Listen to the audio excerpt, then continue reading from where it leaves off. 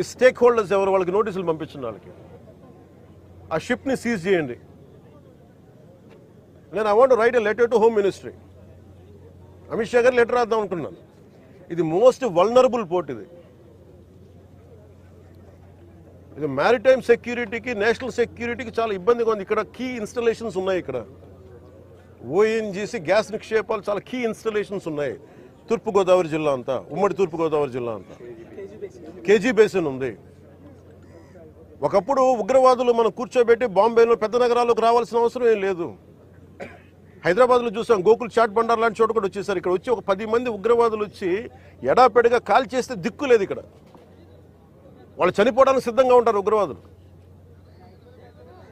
25,000 టన్నుల, మన 25,000 కిలోల హెరాయిన్ ఆంధ్రప్రదేశ్లో వైజాగ్ పోర్టులో దొరికింది. That shows the vulnerability. అలాగే మనకి అర్షి ట్రేడింగ్ కంపెనీ అని చెప్పి అది ఇక్కడ విజయవాడలో ఉన్నది, అటు వెళ్ళిపోయింది. అలాగే నా దృష్టికి 2 పేర్లు వచ్చింది. ఒకటి అలీషా అనే పేరు చాలా పదే పదే వినిపిస్తూ ఉంది. నాకు అర్థం కాదు ఎవరు అలీషా, ఎవరు అని.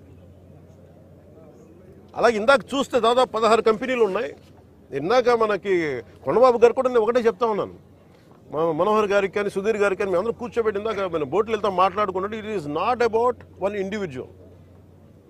స్మగ్లింగ్ అలవాటు అయిన వాళ్ళు, క్రిమినల్ యాక్టివిటీస్కి అలవాలం అయిపోతే tomorrow it will be RDX, tomorrow it will be weapons, tomorrow it will pose as a great threat for national security.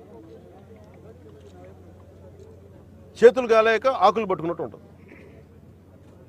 Bombay కూడా రిపీటెడ్గా అధికారులు ఇలా వదిలేశారు. ఆర్డిఎక్స్ లారీలు, బస్తాలు, వ్యాన్లు వచ్చేసి వెళ్ళిపోయినాయి. ఎంత కుదిపేసిందో తెలుసు మాకు.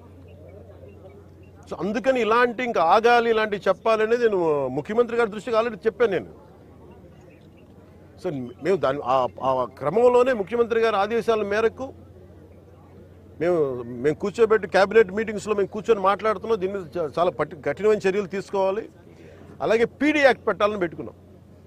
మొన్నదాకా ల్యాండ్ గ్రాబింగ్ యాక్ట్లో సివిల్ సప్లైస్ కూడా రిపీటెడ్ అఫెండర్స్కి దీని పీడీ యాక్ట్ పెట్టాలని చెప్పి మనోహర్ గారు మా రోజు క్యాబినెట్ మీటింగ్లో పెడితే ఇప్పుడు అది కూడా జరిగింది. గవర్నర్ గారి దగ్గరికి వెళ్ళాలి ఆ బిల్లు. తర్వాత మన ప్రెసిడెంట్ గారు అంగీకారం తెలియజేయాలి దానికి.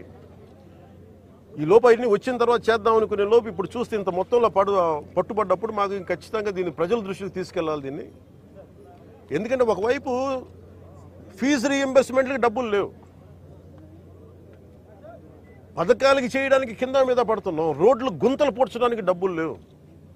కానీ వీళ్ళ దగ్గర మటుకు 1000 కోట్లు ప్రభుత్వం కష్టంతో మీ అందరి ట్యాక్సులతోటి, ప్రజలందరి ట్యాక్సులతోటి కొన్న డబ్బులతో ఇచ్చిన ట్యాక్సులతోటి డబ్బులు తీసుకొని మనం బియ్యం కొంటే ఆ బియ్యం తీసుకెళ్ళి రూపాయి పెట్టుబడి లేకుండా 1000 కోట్లు సంపాదిస్తూ ఉన్నారు. There should be a major crackdown on this.